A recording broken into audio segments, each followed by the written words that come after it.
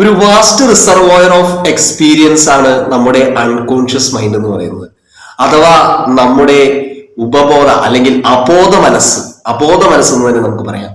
എല്ലാവർക്കും ഇൻസ്പയർഡ് സോൾസിന്റെ മറ്റൊരു വീഡിയോയിലേക്ക് സ്വാഗതം. ഇന്നത്തെ വീഡിയോയിൽ നമ്മൾ പങ്കുവയ്ക്കുന്നത് നമ്മുടെ അബോധ മനസ്സിന്റെ ചലനങ്ങളെ കുറിച്ചാണ്.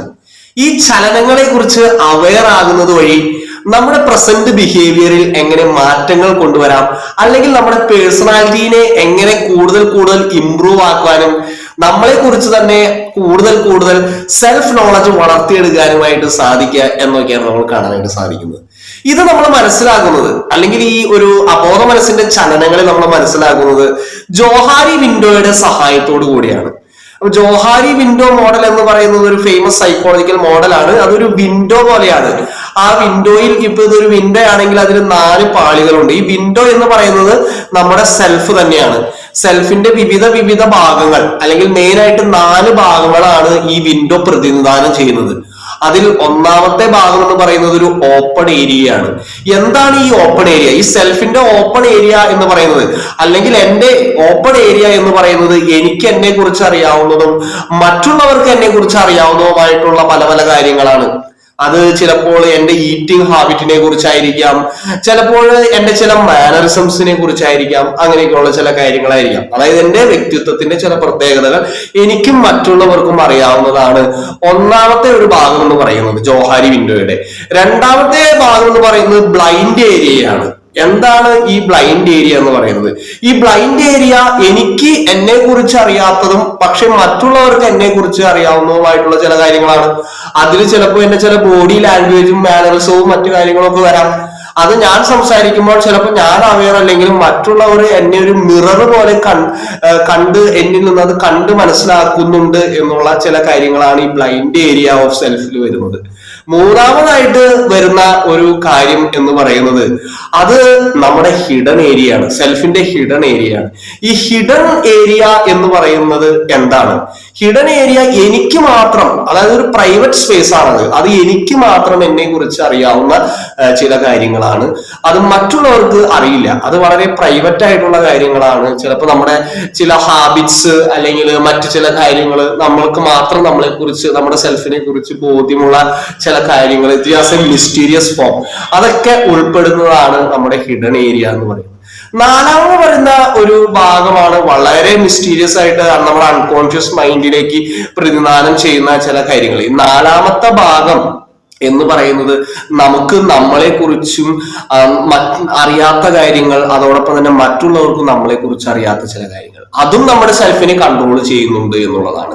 ഇത് നമുക്കും അറിഞ്ഞുകൂടാ, മറ്റുള്ളവർക്കും അറിഞ്ഞുകൂടാ. പക്ഷേ ഇത് നമ്മുടെ അൺകോൺഷ്യസ് മൈൻഡിലുണ്ട്. നമ്മുടെ അൺകോൺഷ്യസ് മൈൻഡിൽ ഒത്തിരി കാര്യങ്ങൾ, എക്സ്പീരിയൻസുകൾ, അല്ലെങ്കിൽ ഒത്തിരി കഴിവുകൾ, അങ്ങനെ പല കാര്യങ്ങൾ ഹിഡൻ ആയിട്ട് കിടക്കുന്നുണ്ട്. അപ്പൊ ഈ ഹിഡൻ ആയിട്ടുള്ള കാര്യങ്ങളാണ് നമ്മുടെ പല സ്വഭാവ രീതികളെയും നിയന്ത്രിച്ചു കൊണ്ടുപോകുന്നത്. ചിലപ്പോൾ എനിക്ക് ദേഷ്യം വരുമ്പോൾ എനിക്ക് അറിഞ്ഞുകൂടാ എന്തുകൊണ്ടാണ് ഞാൻ ഈ സമയത്ത് ദേഷ്യപ്പെടുന്നത്, അല്ലെങ്കിൽ ഒരു പ്രത്യേക വ്യക്തിയോട് ഞാൻ എന്തുകൊണ്ടാണ് അനാവശ്യമായിട്ട് ഭയങ്കരമായിട്ട് അസൂയപ്പെടുന്നത്, അല്ലെങ്കിൽ ആ വ്യക്തിയോട് എനിക്ക് എന്തുകൊണ്ടാണ് ഇത്ര നീരസം, പരിഭവം എന്റെ ഉള്ളിൽ തോന്നുന്നത്. ഇതൊക്കെ കൺട്രോൾ ചെയ്യുന്നത് നമ്മുടെ അൺകോൺഷ്യസ് മൈൻഡാണ്, ഈ ഒരു ഹിഡൻ ഏരിയ ആണ്. അപ്പോൾ ഇതിനെ കുറിച്ച് നമുക്ക് അങ്ങനെ മനസ്സിലാക്കാനായിട്ട് സാധിക്കും. Already it is A mysterious area. അപ്പൊ ഈ മിസ്റ്റീരിയസ് ഏരിയയെ കുറിച്ച് നമ്മൾ എങ്ങനെ മനസ്സിലാക്കാനായിട്ട് സാധിക്കും? ഓക്കെ, അവിടെയാണ് നമ്മൾ ശ്രദ്ധിക്കേണ്ടത്. ഇപ്പൊ നമ്മുടെ അൺകോൺഷ്യസ് മൈൻഡ് നമ്മൾ ഓൾറെഡി പറഞ്ഞ ഹിഡൻ ഏരിയ നമുക്കും അറിഞ്ഞുകൂടാ, അതിനെ കുറിച്ച് മറ്റുള്ളവർക്കും അറിഞ്ഞുകൂടാ. പക്ഷെ ഇതിനെ നമുക്ക് വേണമെങ്കിൽ ഒരു ഒരു പുഴയോട് നമുക്ക് താരതമ്യം ചെയ്യാം. പുഴയുടെ പ്രത്യേകത എന്താണ്? പുഴ ഇങ്ങനെ ഒഴുകിക്കൊണ്ടിരിക്കുകയാണ്. പുഴ ഇപ്പൊ ഇത് മൈൻഡ് ഒരു പുഴയാണ്. അപ്പൊ അതിങ്ങനെ പുഴ പോലെ ഒഴുകിക്കൊണ്ടിരിക്കുകയാണ്. എന്തൊക്കെയാണ് ഈ പുഴയിൽ ഒഴുകിക്കൊണ്ടിരിക്കുന്നത്? നമ്മുടെ വികാരങ്ങള്, നമ്മുടേതായ ചില ചിന്തകള്, നമ്മുടേതായിട്ടുള്ള ചില ചില അടുക്കി വെച്ചിരിക്കുന്ന ചില ഭാവങ്ങൾ, അതൊക്കെയാണ് ഇതിലൂടെ ഇങ്ങനെ ഒഴുകിക്കൊണ്ടിരിക്കുന്നത്. ഒരു പുഴയിലൂടെ നമ്മൾ നോക്കുകയാണെങ്കിൽ പുഴയിൽ കൂടെ വേസ്റ്റ് ഒഴുകുന്ന കാണാം, അല്ലെങ്കിൽ മത്സ്യങ്ങൾ പോകുന്നത് കാണാം, അല്ലെങ്കിൽ ചില കല്ലുകൾ തത്തി കളിക്കുന്നത് കാണാം. ഇതുപോലെ നമ്മുടെ മനസ്സിലും പല കാര്യങ്ങൾ കാര്യങ്ങൾ ഇങ്ങനെ കടന്നു പോയിക്കൊണ്ടിരിക്കുകയാണ്. ഇതിന്റെ കണ്ടന്റ്, നമ്മുടെ മൈൻഡിന്റെ കണ്ടന്റുകളാണ് ഈ പോയിക്കൊണ്ടിരിക്കുന്നത്, ഈ ഒരു പുഴ പോലെ. അപ്പൊ ഈ കണ്ടന്റുകളെല്ലാം ചിലപ്പോൾ വിസിബിൾ ആയിരിക്കാം, ചിലപ്പോൾ വിസിബിൾ അല്ലായിരിക്കാം. അപ്പൊ വിസിബിൾ അല്ലാത്ത പല കാര്യങ്ങളും നമ്മുടെ പുഴയിലുണ്ട്. പക്ഷെ ഈ പുഴ കുറെ കഴിഞ്ഞ് കഴിയുമ്പോൾ അത് തെളിഞ്ഞു വരും. അത് ഒഴുകി ഒഴുകി കുറെ കഴിഞ്ഞ് കഴിയുമ്പോൾ നമ്മൾ തെളിഞ്ഞല്ലെങ്കിൽ നമ്മൾ തെളിഞ്ഞു വരുന്നതായിട്ടൊന്ന് ഇമാജിൻ ചെയ്യുക. അപ്പൊ നമുക്ക് അതിന്റെ ഉള്ളിലുള്ള കാര്യങ്ങളെല്ലാം വിസിബിൾ ആയിട്ട് മാറും.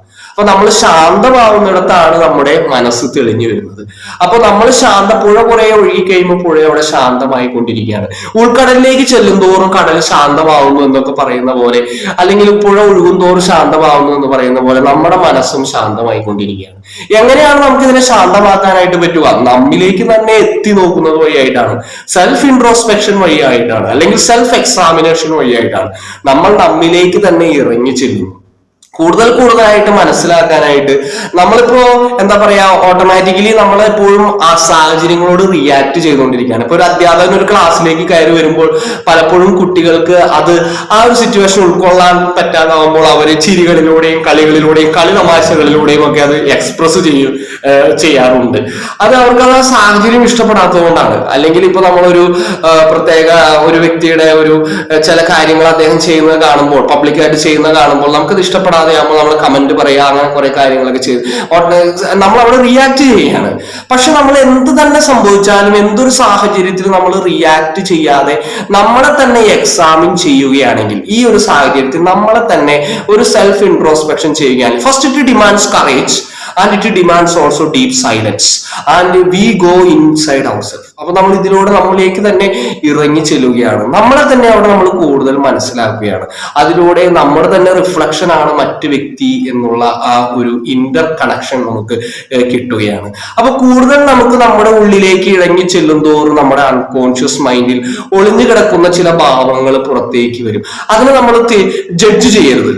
ആണ് ജലസിയാണ്, ദേഷ്യമാണെന്ന് ജഡ്ജ് ചെയ്യാതെ ജസ്റ്റ് ഒരു ഒബ്സർവർ എന്ന രീതിയിൽ ഒന്ന് മാറി നിന്ന് നമുക്ക് ഇതിനെ ഒന്ന് വാച്ച് ചെയ്ത് നോക്കാം. അങ്ങനെ അതിനെ വാച്ച് ചെയ്ത് ചെയ്യും തോറും നമ്മുടെ ഉള്ളിൽ റിയാക്ഷൻസ് ഇല്ലാതാവുകയാണ്. ഈ റിയാക്ഷൻസ് ഇല്ലാതാകും തോറും നമ്മുടെ മെമ്മറി കൂടുതൽ അൺകോൺഷ്യസിലേക്ക് എത്തുകയും നമ്മുടെ അൺകോൺഷ്യസ് കാര്യങ്ങളെ കുറിച്ച്, എക്സ്പീരിയൻസുകളെ കുറിച്ച് ഒരു വ്യക്തമായിട്ടുള്ള ധാരണയില്ലെങ്കിലും ഒരു എന്താ പറയാ, ഒരു ഓവറോൾ അവയർനെസ് നമുക്ക് അവിടെ ലഭിക്കുകയാണ്. ഈ ഒരു ഓവറോൾ അവയർനെസ് നമ്മൾ ദിനം നേടുന്നത് വഴി നമുക്ക് കൂടുതൽ ഉൾക്കാഴ്ച ലഭിക്കുകയും നമ്മുടെ അൺകോൺഷ്യസ് ആക്ഷൻസിനെ കൺട്രോൾ ചെയ്യുന്നത് വഴി നമുക്ക് എന്ത് സംഭവിക്കുന്നു, നമ്മുടെ പേഴ്സണാലിറ്റിയെ ഡെവലപ്പ് ചെയ്യാനായിട്ട് സഹായിക്കുന്നത്.